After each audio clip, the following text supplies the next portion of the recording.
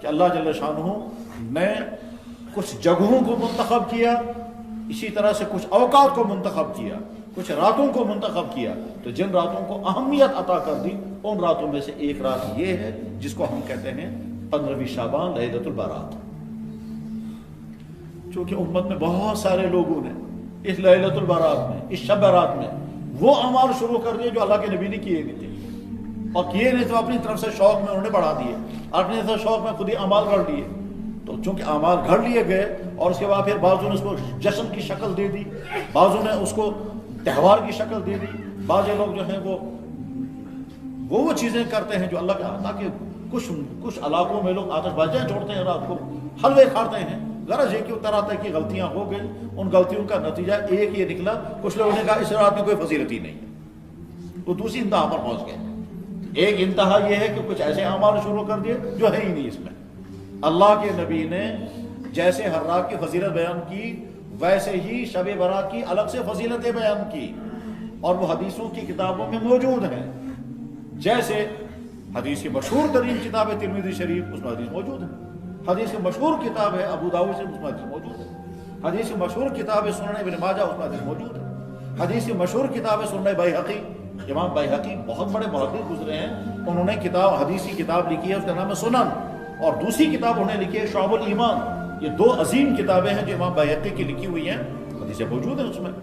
اور حدیث کے راوی حضرت عائشہ صدیقہ اور حدیث کے راوی حضرت علی کرم اللہ تعالیٰ وجہ ہیں۔ اور آج کے زمانے کے بہت سارے محدثین نے ان حدیثوں پر مزید ریسرچ کیا تو انہوں نے کہہ دیا کہ ہاں صاحب کچھ حدیثیں اگر کمزور ہیں لیکن کچھ حدیثیں مضبوط ہیں، کچھ حدیثیں صحیح ہیں، اور ان صحیح حدیثوں کے نتیجے میں بات صحیح ہے یہ کہ شب برات کی فضیلت یقیناً ہے۔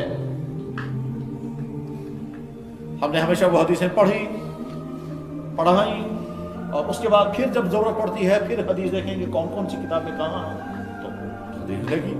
آج کا ایک نیا سلسلہ آج قریب کے زمانے میں ایک بڑے محدث نے تیار کیا ہے، اس کو کہتے ہیں سلسلۃ الاحادیث الصحیحہ، اس میں بھی حدیث کو نقل کیا، تسلیم کیا کہ ہاں صاحب شب برات کے متعلق جو حدیث ہے اس کی فضیلت، وہ حدیث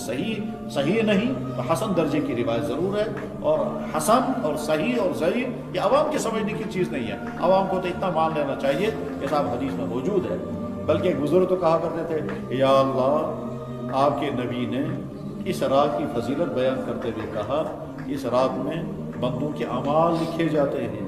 اور جن کی موت کا فیصلہ ہو چکا ہوتا ہے ان کی فہرست فرشتے کے حوالے ہو جاتی ہے، اور جن کو روزی دینے کا فیصلہ ہوتا ہے ان کے متعلق بھی فہرست حوالے ہو جاتی ہے۔ بہت سارے لوگ کہتے ہیں یہ کمزور، مگر یا اللہ آپ کی بات اگر ہے تو میں تو اس امید پر کہ آپ میری یہ دعائیں قبول کریں گے، میں نہیں جانتا کمزور ہے اور صحیح کیا ہے، میں تو اپنا معاملہ آپ کے سامنے پیش کر دوں۔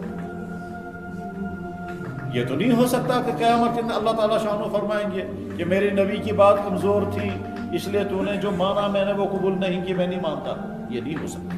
بہرحال اب جب حدیث ڈھونڈی تو میں دیکھ رہا تھا حدیث کے الفاظ کیا ہیں، تو میں جب ڈھونڈنے لگا حدیث کے الفاظ کیا تو میں نے پڑھے تو حدیث مبارک میں صاف صاف الفاظ صحیح آئے، واضح طور پر حضرت عائشہ صدیقہ رضی اللہ تعالیٰ نے جو حدیث کے الفاظ بیان فرمائے، یہ حدیث بیہقی میں بھی ہے، مشکات شریف میں بھی حدیث موجود ہے کہ جس میں کہتے ہیں اللہ جل شانہ اس سال میں پیدا ہونے والے بچوں کی فہرست حوالے کر دیتے ہیں۔ اس سال کس کے گھر میں اولاد ہوگی، اس کے معنی یہ ہے ہم دعا کر سکتے ہیں یا اللہ میرا نکاح ہوا ہے، وہ لوگ کہ جو بے اولاد ہیں وہ دعائیں کر سکتے ہیں یا اللہ جب آپ اس رات میں اپنے بے شمار بندوں کے اولاد ملنے کا فیصلہ کر دیں میرا نام شامل کر دیں۔ تو لکھا جاتا ہے کہ کس کو اولاد ملے گی، لکھا جاتا ہے من ہوا حالکم من بنی آدم، نسل انسانی میں سے اس سال کس کو رخصت ہونا ہے، اولاد آدم میں سے کس انسان کو اس سال موت کے منہ میں چلا جانا ہے، یہ بھی لکھا جاتا ہے۔ اور ترفع وفیہا ترفع اعمالہم، اور اس رات میں امت کے اعمال اوپر اٹھائے جاتے ہیں، اور پھر آگے فرمایا وفیہا تنزل ارزاقہم، اور اسی میں ان کے لیے روزی کے فیصلے ہو جاتے ہیں۔ حدیث بیان کرنے والی حضرت عائشہ صدیقہ، حدیث کون سی کتاب میں ہے کہ بیہقی میں، حدیث کون سی کتاب میں ہے کہ مشکات شریف ہے، اور دوسری حدیث جو یہ پہلی والی ابو داؤد میں ہے، اور دوسری حدیث جو ابن ماجہ میں ہے، ابن ماجہ حدیث کی کتاب ہے، ہم عام طور پر کہتے ہیں سیاہ ستہ، 6 بڑی کتابیں جو صحیح ترین کتابیں سمجھی جاتی ہیں، ان سیاہ ستہ میں ایک کتاب ہے بخاری شریف، ایک کتاب ہے مسلم شریف، ایک کتاب ہے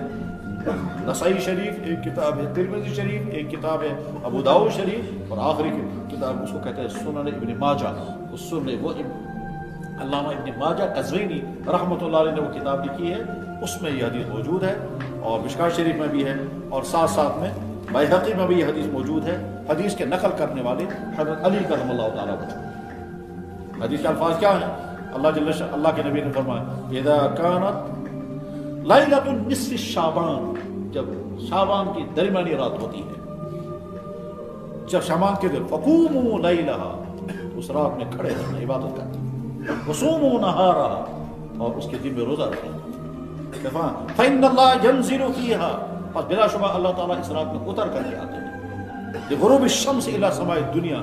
آفتاب ڈوبتے ہی اللہ آسمان اول پر اتر آتے ہیں، فیقول من، پھر کہتے ہیں الا من مستغفر فاغفر له، اصال پر بوجو وار بوجو، کون استغفار ماں کر رہا ہے میں معاف کرنے کے لیے تیار ہوں، الا من مسترزق فارزقه، کون ہے مجھ سے روزی طلب کرنے والا، روزگار طلب کرنے والا، میں روزگار اور دینے کے لیے تیار ہوں، الا من مبتلا، کون ہے جو کسی قسم کی مصیبت میں پھنس گیا ہے، میں اس کو عافیت کروں گا، میں اس مصیبت سے نکال دوں گا۔ اور یہ اعلان چلتا رہتا ہے، حدیث میں عظیم الفاظ ہے حتی یطلع الفجر، یہ اعلان چلتا رہتا ہے تب تک جب تک صبح صادق